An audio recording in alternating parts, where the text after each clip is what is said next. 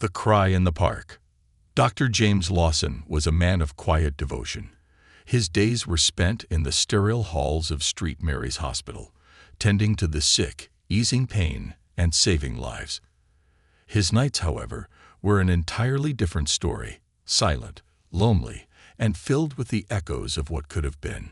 He had once imagined a life brimming with warmth, a house filled with the laughter of children, a loving wife waiting at home, and the comforting hum of family. But fate had dealt him a different hand. His beloved Margaret, the woman he had planned to grow old with, had been taken from him too soon, claimed by an illness that even his skilled hands couldn't prevent. Since then, his home had become merely a place to sleep, his days consumed by work, and his heart had remained untouched, wrapped in a sorrow he never quite learned to let go of. That evening, as James walked through Greenfield Park, his thoughts wandered down familiar paths. The crisp autumn air carried the scent of damp earth and fallen leaves, a reminder that the world kept turning despite his grief. He had taken this walk 1,000 times before, using it as a distraction, a means of escaping the emptiness waiting for him at home. But tonight was different. A sound broke through the hush of the evening, a faint, desperate whimper, barely audible above the rustling leaves.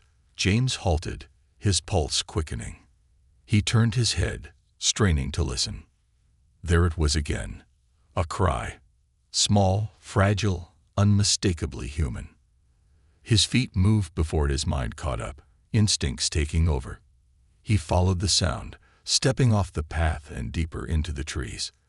The lamplights along the walkway barely reached this far, leaking patches of shadows stretching across the ground. His eyes darted through the dimness, scanning for any sign of movement. Then he saw it. A small bundle beneath a wooden park bench, wrapped in a faded blue blanket. His breath caught in his throat.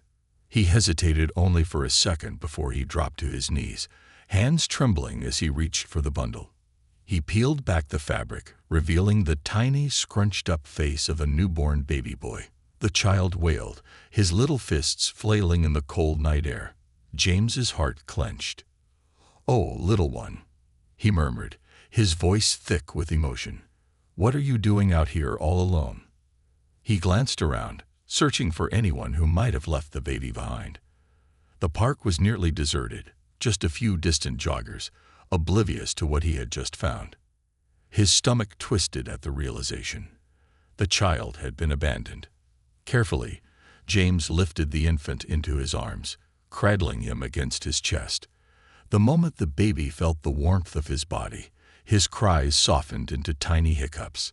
He blinked up at James with wide, curious eyes, a deep brown so rich they almost looked black in the dim light. James felt something shift inside him. A pull, an aching protectiveness that caught him off guard. This wasn't just a child in need of help. This was fate placing something, or someone, into his hands. Without hesitation, he stood, tightening his grip around the fragile bundle. The baby cooed softly, his tiny fingers curling into the fabric of James's coat. James had spent his life saving people, but in that moment he realized this child might be the one to save him. A new purpose. James didn't remember how he got to the hospital. The next hour passed in a blur of flashing lights, rushed conversations, and concerned nurses whisking the baby away to assess his condition. A nurse with kind eyes and salt and pepper hair approached him as he sat in the waiting area. "Dr. Lawson," she said gently, "the baby is stable, dehydrated, a little underweight, but overall, he's healthy." James let out a breath he hadn't realized he was holding. Relief flooded his chest. "Thank you," he said, rubbing a hand over his face. The nurse hesitated before continuing. "Social services has been contacted. They'll be taking over from here." James stiffened. He had known this was coming, knew there were procedures in place for abandoned children. But the thought of the baby, this tiny, helpless boy, being thrust into the foster system made his stomach churn. Is there anything I can do?" he asked, barely recognizing his own voice. The nurse offered him a sympathetic smile. "Unless you have any next of kin looking to adopt, I'm afraid it's out of our hands." James nodded numbly, but inside, a war rage. He didn't have any next of kin. And even if he did, he didn't want anyone else taking this child. He wanted him. A decision that changed everything. James spent the next several hours pacing the hospital corridors, his mind racing. He had always dreamed of fatherhood, but he had long ago accepted that it wasn't in the cards for him. Now fate had placed this child into his arms. Was he really going to just let him go? At some point, exhaustion caught up with him. He sank into a chair, elbows resting on his knees, staring blankly at the floor. His phone buzzed in his pocket. He pulled it out and saw an incoming call from social services. His heart pounded. He answered. "Dr. Lawson speaking." A woman's voice came through the line, professional yet kind. "Dr. Lawson, this is Rebecca from Child Protective Services. I understand you were the one who found the baby tonight." "Yes," he said quickly, standing up. "We've placed him in emergency care for the time being. He'll be moved into the foster system while we begin the search for suitable placement." James swallowed hard. "And if I wanted to apply?" A pause. "Then, you mean, as a foster parent?" "Yes," he said firmly. "I want to foster him." Another pause. Then, Rebecca's voice softened.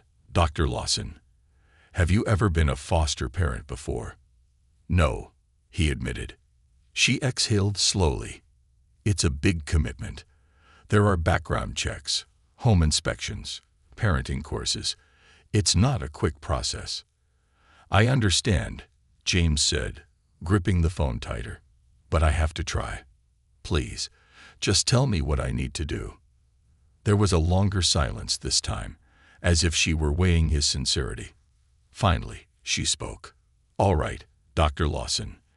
Let's start the process. A home for two." Days turned into weeks. Paperwork, interviews, and home visits consumed James's life. He barely slept, barely ate. His focus was singular. Every ounce of energy went into proving that he was capable of taking care of that little boy. And then one afternoon the call came. "Dr. Lawson," Rebecca said, "you've been approved." James felt like the ground had disappeared beneath him. He gripped the edge of his desk, his breath catching. "Say that again," he whispered. Rebecca chuckled. "You've been approved as his foster parent. You can bring him home." James didn't even hear the rest of the conversation. All he knew was that by the end of the day, he was standing at the entrance of the Child Services building, waiting. And then, a social worker stepped out, cradling a familiar bundle in her arms.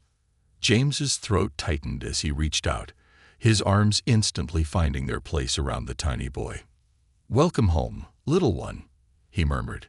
As he stepped out into the fading light, his heart full in a way it hadn't been in years, he whispered, "I think I'll call you Alexander." And just like that, James Lawson was no longer just a doctor. He was a father. A father's journey begins. James Lawson had spent years tending to the fragile line between life and death.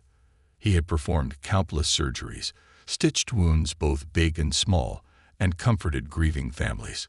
But as he stepped into his home that night, cradling a fragile bundle in his arms, he realized something profound. Saving lives was one thing. Raising one, that was entirely different. A home no longer empty. The house felt different as James walked through the front door. The furniture sat exactly as it always had. The kitchen was as neat as ever, but the silence had changed. It wasn't the lonely, oppressive quiet that had followed him for years. No, it was a silence full of possibility, of something new. He placed the baby carrier carefully on the coffee table, taking a deep breath. Alexander lay inside, his tiny chest rising and falling, his face scrunched in restless sleep. James ran a hand through his hair. Okay. He had trained in emergency medicine, had handled more chaos than he could count, but suddenly he felt unprepared for the small human in front of him. He sat down on the couch, staring at Alexander. "So," he said softly, as if the baby could understand, It's just us now, huh? Alexander let out a little whimper, his fists waving in the air. James reached out tentatively, placing a single finger in the tiny palm. Instantly, the baby's fingers wrapped around his. James sucked in a breath. Something tightened in his chest, something so powerful it almost scared him. He had known love before, love for his wife, love for his patients. But this was different. This was fatherhood, and it had claimed him completely. First night, first lessons. James had thought he knew exhaustion.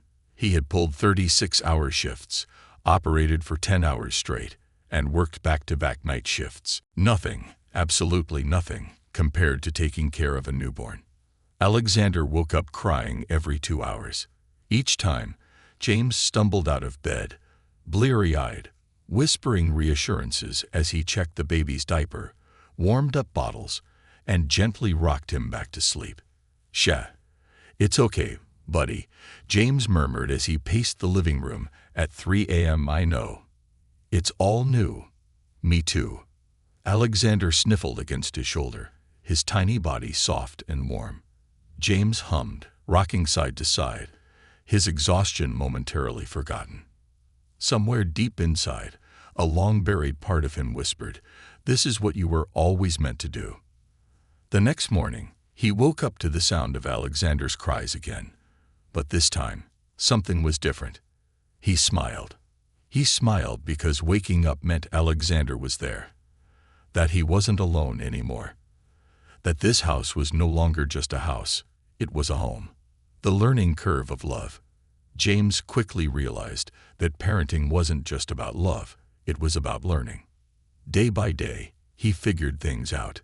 He learned how to hold a bottle just right so Alexander wouldn't gulp too fast. He mastered the art of diaper changes at record speed. He figured out which lullabies worked best. Turns out, old jazz songs made excellent baby-soothing music. One morning, as James prepared a bottle, he felt a deep contentment settle over him. He had once thought of this house as a lonely place, filled with ghosts of dreams that never came true. Now it smelled like baby powder and formula. It echoed with soft cries and tiny giggles. It felt alive. But parenting wasn't just about the sweet moments. It was also about worry. An unexpected fever. One evening, as James held Alexander after a bath, he noticed something off. The baby's forehead felt warm, too warm. James's doctor instincts kicked in instantly. He grabbed a thermometer and checked Alexander's temperature. 101.5 degrees Fahrenheit. His heart pounded. A fever. He reminded himself to stay calm. Infants got fevers. It was normal. But still, fear clawed at his chest. He held Alexander closer, feeling the heat radiating from his tiny body. The baby whined softly, clearly uncomfortable. James grabbed his phone and dialed the pediatrician's number. "Dr. Patel," he said the moment she picked up, "my son has a fever of 101.5. The words "my son" slipped out so naturally, so effortlessly, that James barely noticed. Dr. Patel's voice was calm. "Is he still eating? Is he showing any other symptoms?" "No vomiting.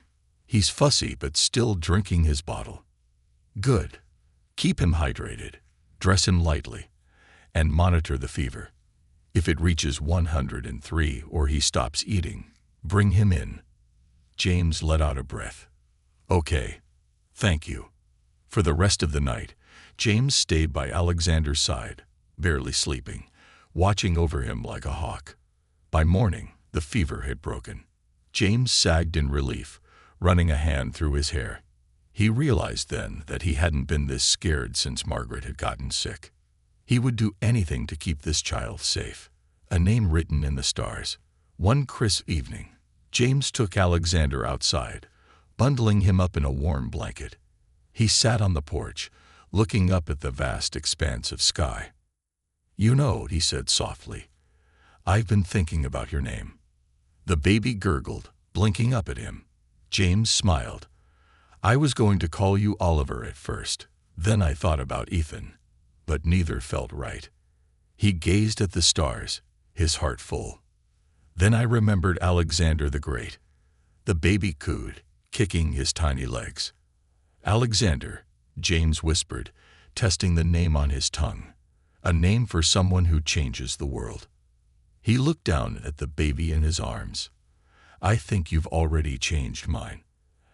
Alexander yawned, his little mouth stretching wide, then curled against James's chest, falling asleep.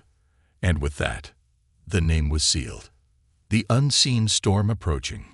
Months passed, and James and Alexander fell into a rhythm. Every milestone was a victory. The first time Alexander grasped James's finger with real intent, the first time he laughed, the first time he sat up on his own. Each moment was precious. James could no longer imagine his life without him. But life had a way of testing happiness. One evening, as James fed Alexander his bottle, his phone buzzed on the table. He picked it up, frowning at the unfamiliar number. "This is Dr. Lawson," he answered. A hesitant pause. Then a voice, soft, female, and unfamiliar. "Dr. Lawson, my name is Michelle Turner." James froze. The name meant nothing to him, yet something about the tone in her voice made his heart pound. I don't know how to say this," Michelle continued, her voice thick with emotion. She took a shaky breath. "But I think I'm Alexander's mother." James's world tilted. The bottle in his hand nearly slipped. He stared at the tiny boy in his arms, blissfully unaware of the storm that had just arrived. He swallowed hard, his mind racing. "No," he whispered, shaking his head. "That's not possible." But the tremble in his hands told him otherwise. Because deep down, James knew everything was about to change. A mother's claim, a father's fear. James Lawson had spent his entire life bracing for emergencies. As a doctor, he had trained to remain calm in moments of chaos, to make split-second decisions when lives hung in the balance. But nothing in his medical career had prepared him for the words he had just heard. "I think I'm Alexander's mother." The voice on the phone was soft, hesitant, filled with an emotion James couldn't yet place. But those 6 words had been enough to send his entire world spinning. He looked down at the baby in his arms. Alexander was staring up at him with wide, trusting eyes, still sucking contentedly on his bottle, blissfully unaware that his life, their life, had just been thrown into uncertainty.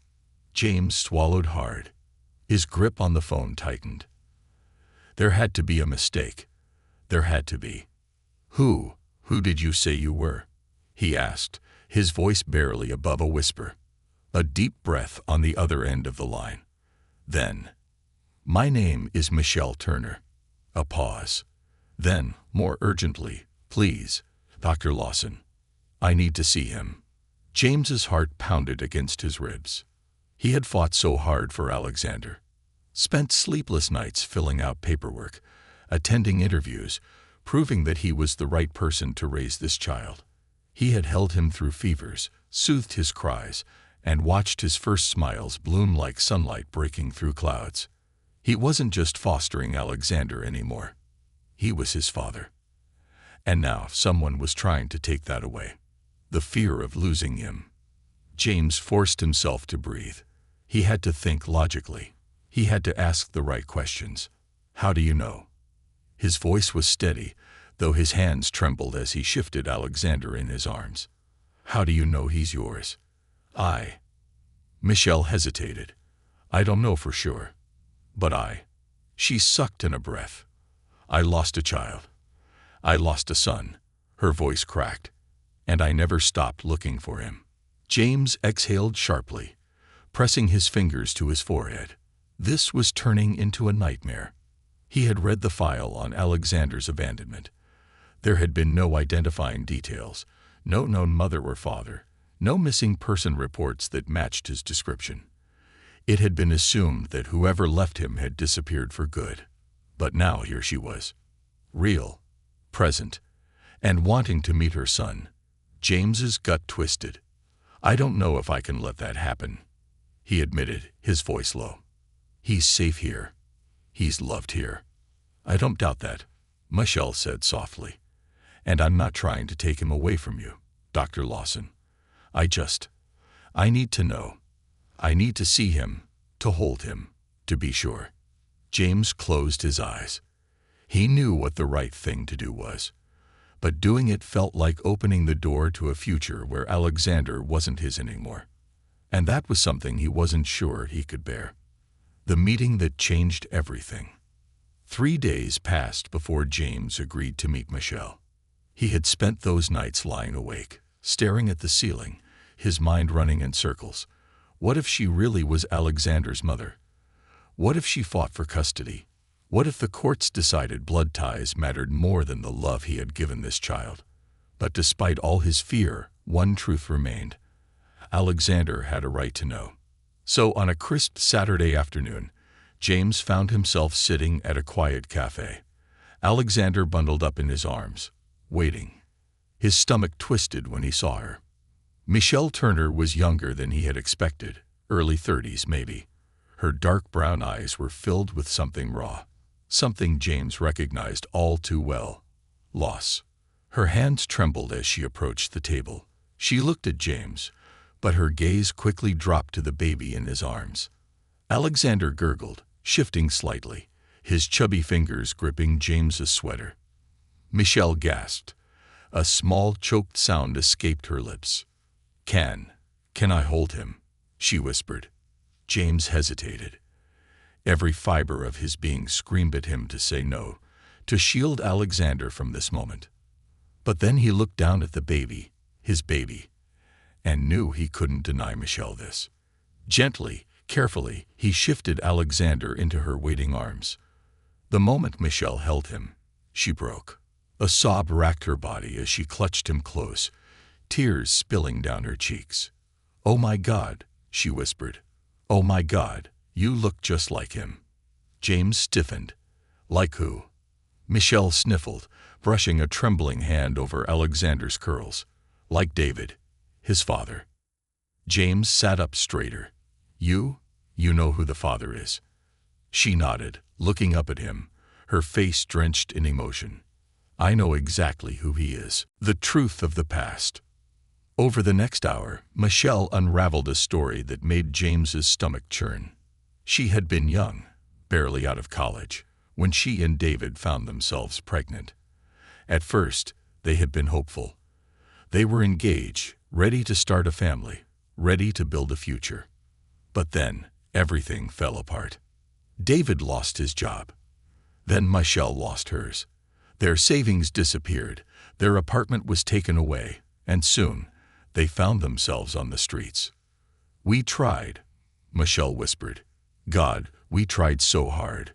We begged for jobs, for shelter, but we were drowning." She looked down at Alexander, tears dripping onto his tiny hands. "I don't remember everything about that night," she admitted. "We hadn't eaten in 2 days. We were exhausted, desperate. We were scared." Her breath hitched. "And then I woke up, and he was gone." James's blood ran cold. "What do you mean, gone?" Michelle's face crumpled. "David took him. He told me later that She pressed a fist against her mouth, closing her eyes as if she couldn't bear to say the words. "David left him somewhere." The word sliced through the air like a knife. James inhaled sharply, his hands curling into fists.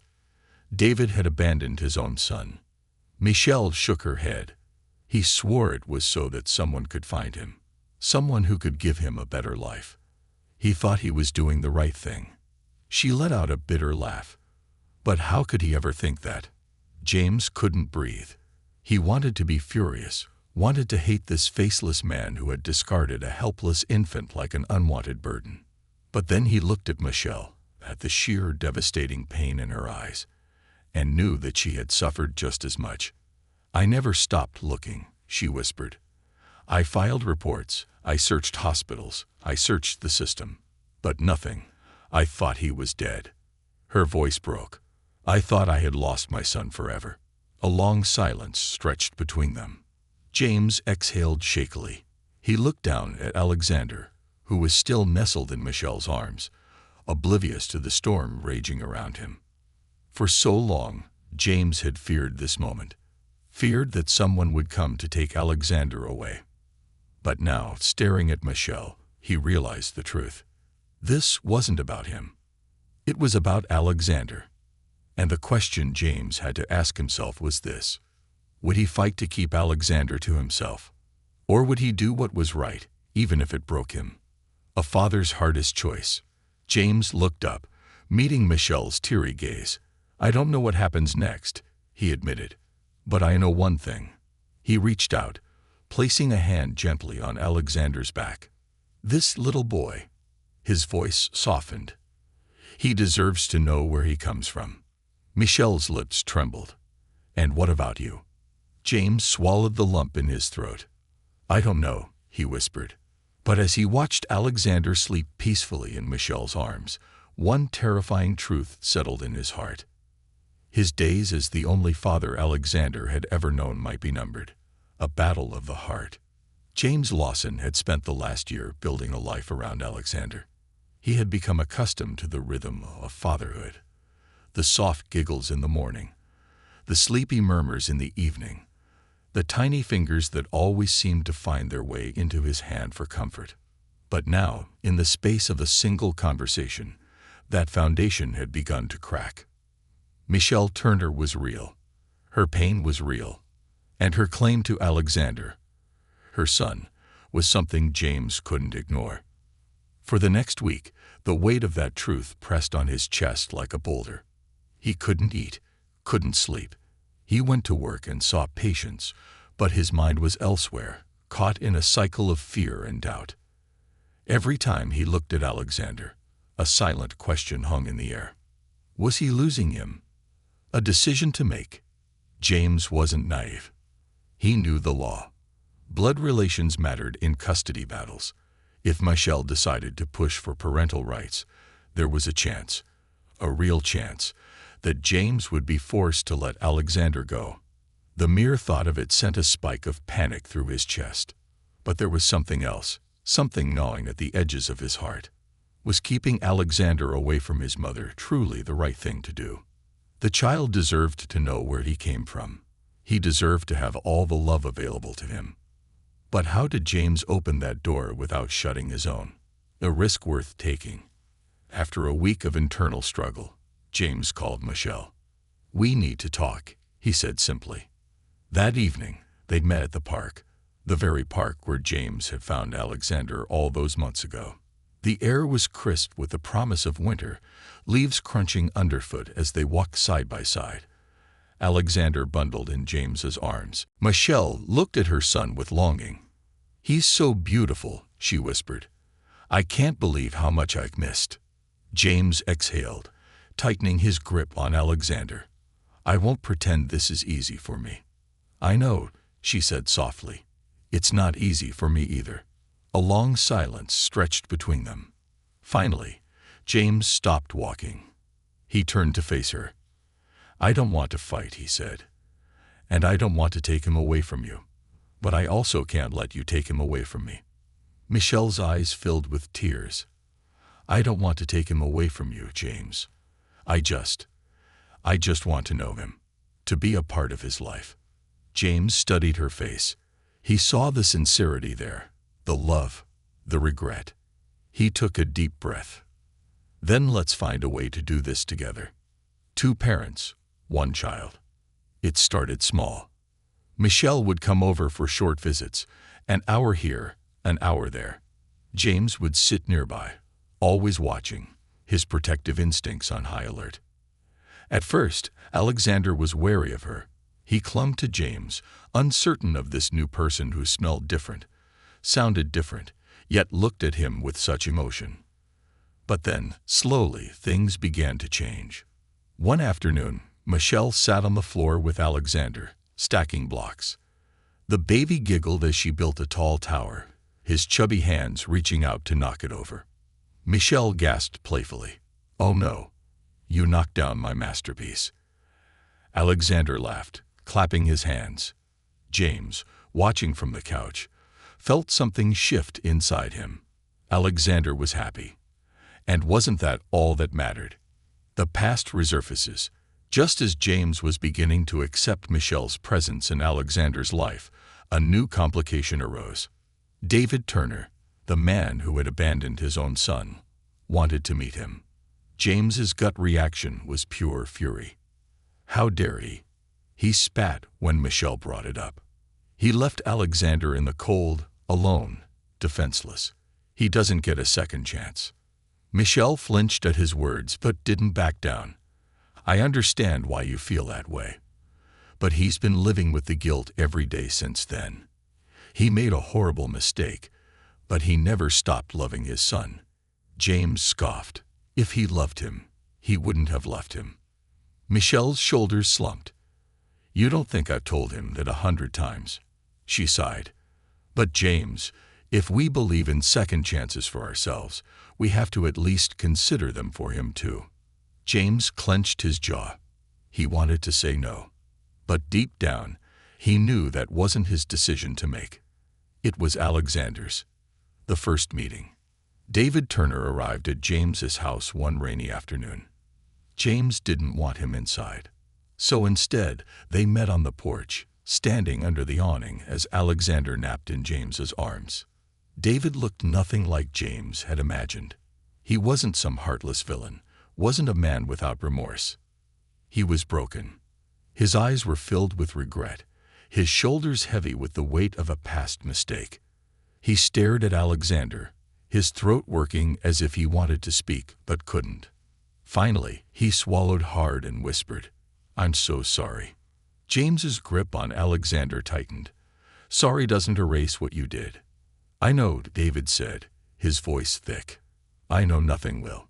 Another silence. James looked down at the sleeping baby in his arms.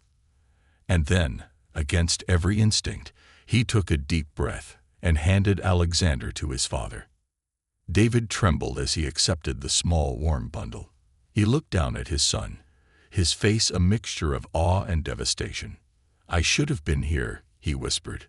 "I should have fought. I should have been stronger." James crossed his arms, his voice hard. "You weren't." David's eyes flicked up to meet his. "But you were." James's breath hitched. David cleared his throat. "I don't expect forgiveness, and I won't ask for more than you're willing to give. I just want to try." James studied him. Then finally, he gave a small nod. "We'll see." A family, redefined. Months passed, and against all odds, the impossible happened. They'd found a way. James remained Alexander's primary guardian, his father in every sense of the word. But Michelle and David became part of the picture too, not as replacements, not as threats, but as people who loved him. And Alexander, he thrived. He had more love than he could ever ask for. He had James, who had saved him, Michelle, who had never stopped looking for him, and even David, a man who had made a terrible mistake but was determined to be better. One evening, as James tucked Alexander into bed, the little boy grabbed his hand and whispered, "I love you, Daddy." James's throat tightened. He brushed his fingers through Alexander's curls and whispered, "I love you too, buddy." No matter what the future held, James knew one thing. He had won, not in the way he had first feared, by keeping Alexander to himself. He had won by giving him everything. A past, a future, a family. And in the end, that was what truly mattered. A battle of the heart. James Lawson had never been afraid of a challenge. As a doctor, he had saved lives in the face of impossible odds. But now, for the first time, he faced a battle he didn't know how to fight. A battle of the heart. Because no matter how much he loved Alexander, no matter how deeply he had become the boy's father, he couldn't change one simple truth. Alexander had a past, and that past had come knocking.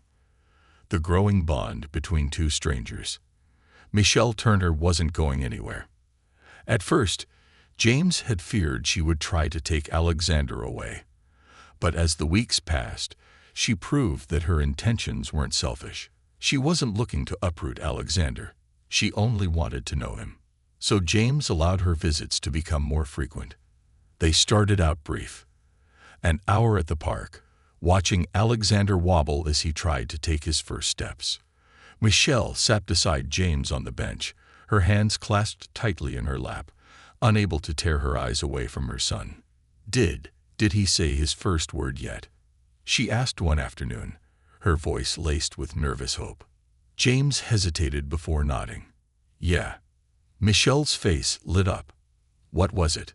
James smiled softly, looking at Alexander, who was busy giggling at a butterfly fluttering near his fingers. It was Dada. The light in Michelle's eyes flickered for a moment, not out of jealousy, but sorrow. The weight of time lost pressed heavily between them. That's beautiful, she whispered, wiping her eyes quickly before the tears could fall. James didn't say anything. He didn't know what to say. Because deep down, he was terrified.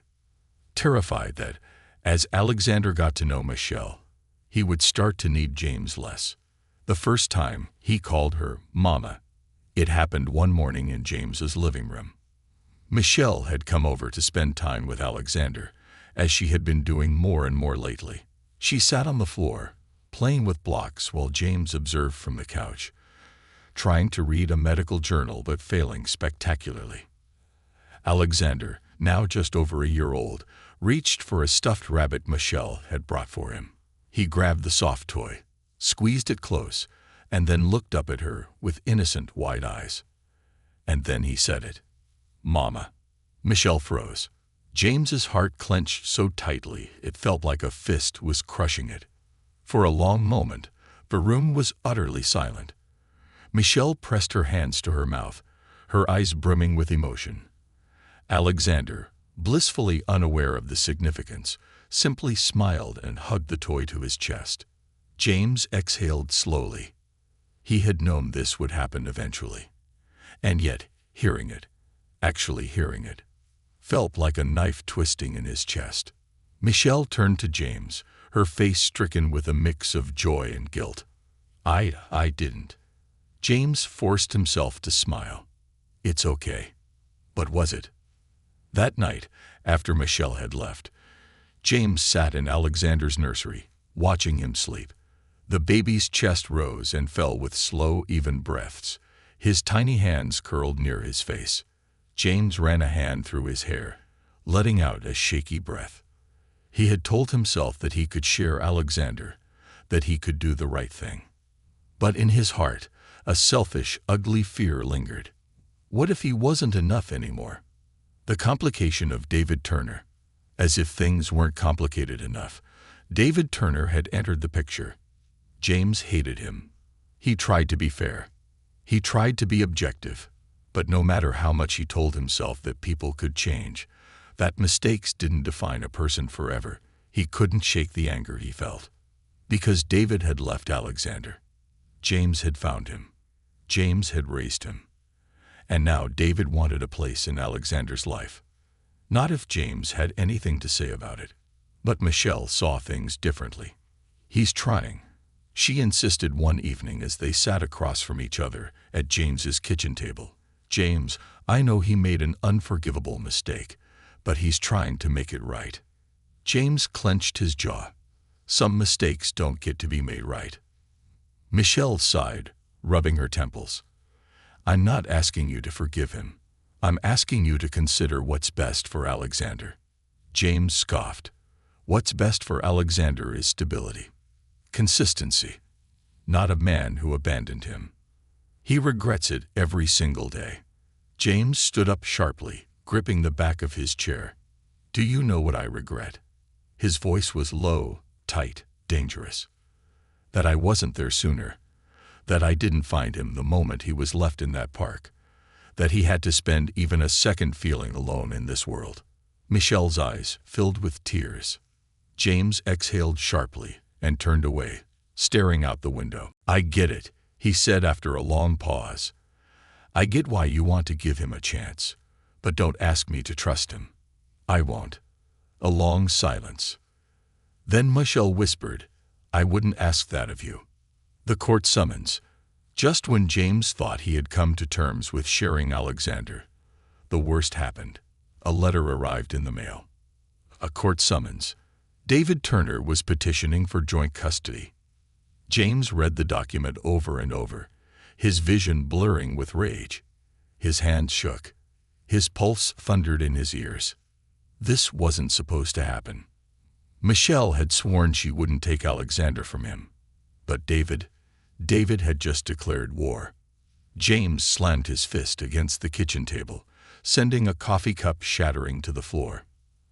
Alexander, playing in the living room, startled at the noise, his little face scrunched up, his lip trembling as if he might cry. James immediately dropped to his knees, pulling his son into his arms. "Sha, it's okay, buddy," he murmured, pressing a kiss to his curls. But it wasn't okay. Because in just a few weeks, he would be standing in a courtroom, and he might be forced to fight for the only thing that had ever truly mattered to him. The night he made a vow. That night, James didn't sleep. He sat in Alexander's nursery, watching him sleep, memorizing every detail of his tiny face. And he made a vow. No matter what happened in court, no matter what the judge decided, he would fight. Not just because he loved Alexander, but because he was his father. Not by blood, not by paperwork, but by every single moment, every sleepless night, every lullaby whispered in the dark. James had earned the right to be his father. And no one, not David, not the courts, not fate itself, was going to take that away from him without a fight. He reached out, gently brushing a curl from Alexander's forehead. "I love you, buddy," he whispered. And in that moment he swore no one would take his son away. Not without a war.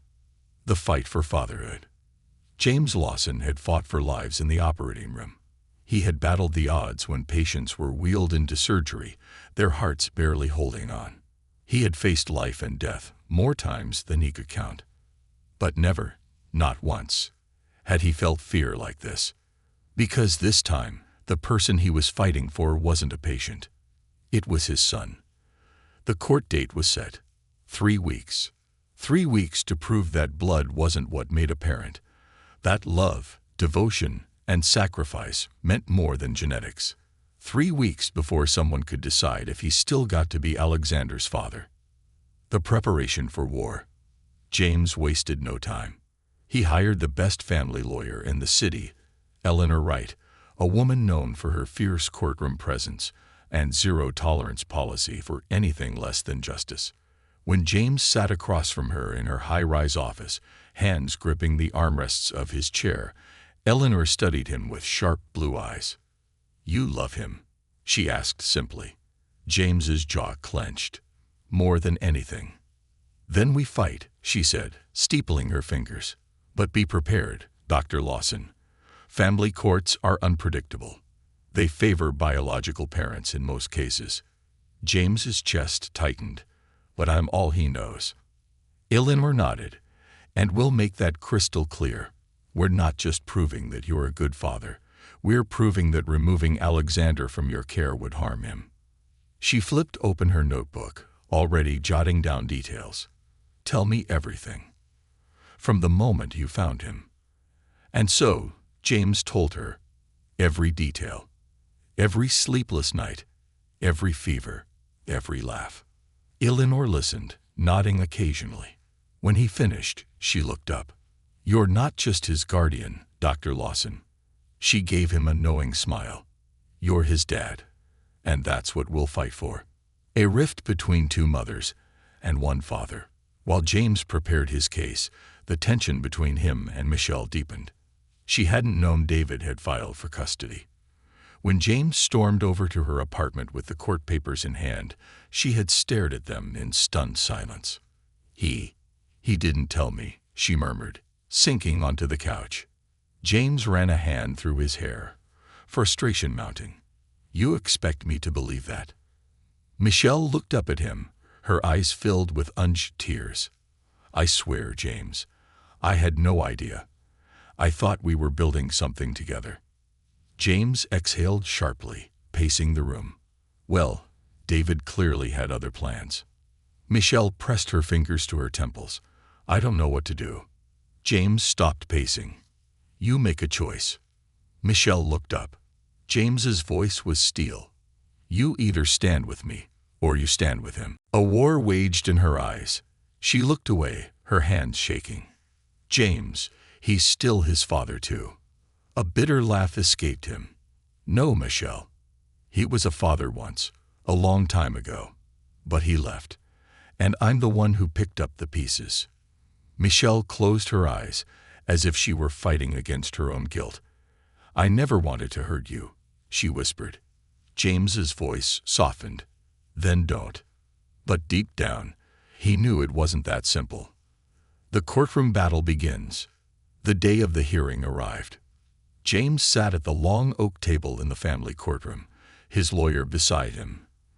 His hands clenched so tightly, his knuckles turned white. Across the aisle, David and Michelle sat with their own attorney. The judge, an older woman with sharp eyes and a presence that demanded respect, adjusted her glasses and looked at the file in front of her. We are here to determine the best custodial arrangement for the minor child. Alexander Turner Lawson. She glanced at both parties. I understand this case is particularly complex. So let's begin. James held his breath as the arguments unfolded. David's lawyer stood first. He painted David and Michelle as loving parents who had fallen on hard times but had never stopped loving their son. He emphasized the biological connection, the importance of a child knowing where he came from. Then Eleanor stood, and she fought. She spoke of James's unwavering commitment, the stability he had given Alexander. She detailed the legal system's failure to identify a biological family when Alexander was first abandoned, and how James had been the one to step up when no one else did. He is the only father this child knows, she argued, her voice firm.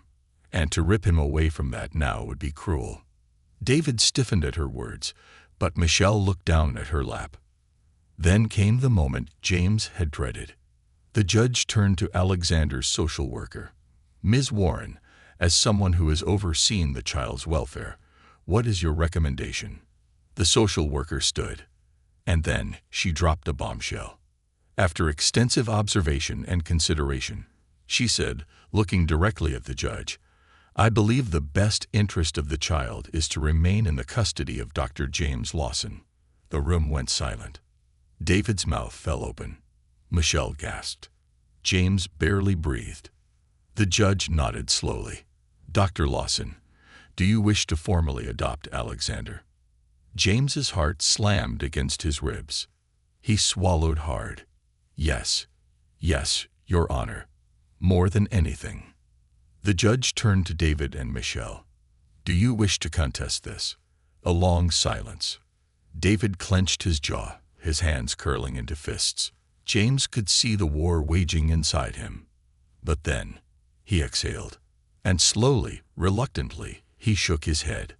Michelle's eyes filled with tears. No, Your Honor, she whispered. The judge took a deep breath. Then she smiled. Then the court grants full legal custody to Dr. James Lawson. Alexander is his son. James stopped breathing. Eleanor squeezed his shoulder, whispering, You did it. He barely heard her. All he knew was that Alexander was his. Not just in his heart, not just in his home, but in the eyes of the law. The moment that changed everything. That night, James held Alexander close as he whispered, It's official, buddy. You're mine. Forever. Alexander, now 2 years old, curled into his chest, his small hands gripping James's shirt. And then, in a soft, sleepy voice, he murmured, Love you, Dada. James broke. Tears spilled down his face as he held his son tighter. Because after everything, after the battles, the fears, the heartbreak, they had won. Together. A forever kind of love. For the first time in years, James Lawson finally felt at peace. The battle was over. Alexander was his son. Not just in the way James had always known in his heart, but in every official sense. The legal paperwork had been signed.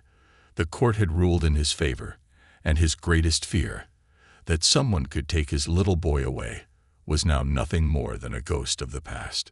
But life wasn't a fairy tale. The ending wasn't just a happily ever after. Because love, real love, wasn't about winning a battle. It was about building a future. And that's exactly what James was determined to do. The first night as a forever family. That evening, James tucked Alexander into bed like he always did. But tonight, something was different. There was no uncertainty hanging in the air, no unspoken fears, no silent dread of what might come next. Just them. Just a father and his son. James smoothed Alexander's curls, brushing them away from his forehead. "You know what today was, buddy." Alexander blinked sleepily. "What?" James smiled softly. "Today was the day I got to tell the whole world what I already knew." The little boy yawned, nuzzling into his pillow. "What's that?" "That you're my son," James whispered, his voice caught in his throat, thick with emotion. "Forever." Alexander, half asleep, reached out with his tiny hand and gripped James's finger, just like he had that first night in the park. "Love you, Dada," he murmured. And James knew, in that moment, that nothing in the world would ever matter more than this. Healing old wounds. Though James had won full custody, one thing still lingered in the back of his mind. Michelle. She had made mistakes, but she had never truly abandoned Alexander. And David, well, he had made a mistake too big to erase. But he had also done something that shocked James. He had let go. David had fought for custody. And then, when he saw what was best for Alexander, he had stepped aside. That kind of sacrifice meant something. It didn't erase what had happened, but it mattered. One evening, as James watched Alexander chase fireflies in the backyard, his phone buzzed. "Michelle." He hesitated. Then, finally, he picked up. "Hey," she said, her voice uncertain. James exhaled. "Hey. I just wanted to check in." She paused. "I know you probably don't want to hear from me, but—" "Michelle," James interrupted. A silence stretched between them. Then, with a slow, careful breath, James said, "You're still his mother." Michelle choked back a small sob. "I don't deserve." "I'm not saying this is easy," James admitted, "but I don't want to keep him from you." Another silence. Then, softly, Michelle whispered, "Thank you." And for the first time, James realized something. This wasn't about him.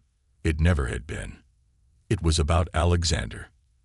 And Alexander deserved all the love in the world. A family, redefined. Over the months that followed, things slowly began to settle. Michelle started visiting once a week. It was awkward at first, but eventually it became natural. She never overstepped, never tried to take the title of mom away from James. Instead, she simply became Michelle, a piece of Alexander's life that fit somewhere between the past and the future. David, on the other hand, stayed away for a long time. Until one day he didn't. James was in the park with Alexander, the same park where it had all begun, when he spotted someone standing in the distance. David. He looked different, tired, older than his years. James's first instinct was to stiffen, to shield Alexander. But then, he saw something else. Regret. And maybe, just maybe, something like hope. James knelt beside Alexander. "Hey, buddy," he said gently. "There's someone I want you to meet."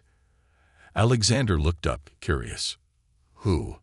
James took a breath, then nodded toward the man standing at a distance. "That's David." Alexander frowned. "Who's David?" James hesitated, then said carefully, "Your biological father." Alexander's little brow furrowed. "Like Michelle?" James nodded. "Yeah, like Michelle." The little boy thought about it for a moment. Then, to James's complete surprise, he said, "Can I say hi?" James swallowed the lump in his throat. He had told himself he would always put Alexander first, always. And right now, Alexander wasn't afraid. He was curious. So James nodded. "Yeah, buddy, you can say hi." Hand in hand, they walked toward the man who had once made the biggest mistake of his life. And for the first time in years, James let go of his anger. Because in the end, this wasn't about who had the right to call Alexander their son. It was about giving Alexander every ounce of love he deserved, even if that meant learning to share. A new beginning. Years passed, and something beautiful happened. Alexander grew. He learned to ride a bike. He made best friends at school.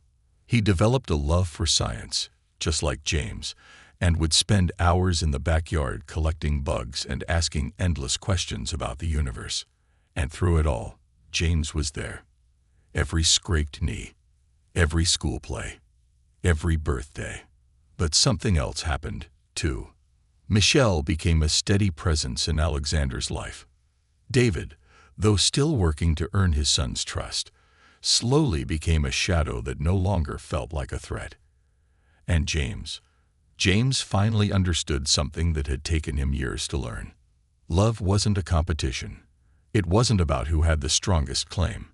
It wasn't about biology, or paperwork, or who had won the fight. It was about showing up, day after day, through the good and the bad, through the laughter and the tears, through the moments that seemed small, but were actually everything.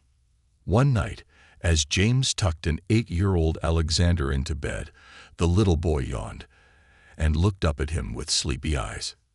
"Hey, Dad." James smiled, brushing his son's curls away from his forehead. "Yeah, buddy. I think I'm really lucky." James tilted his head. "Oh yeah? Why's that?" Alexander snuggled into his pillow. "'Cause I have lots of people who love me." James's chest ached with warmth. "Yeah," he whispered, "you do." Because that was what truly mattered. Not the past, not the battles. Just love. A love that would last forever.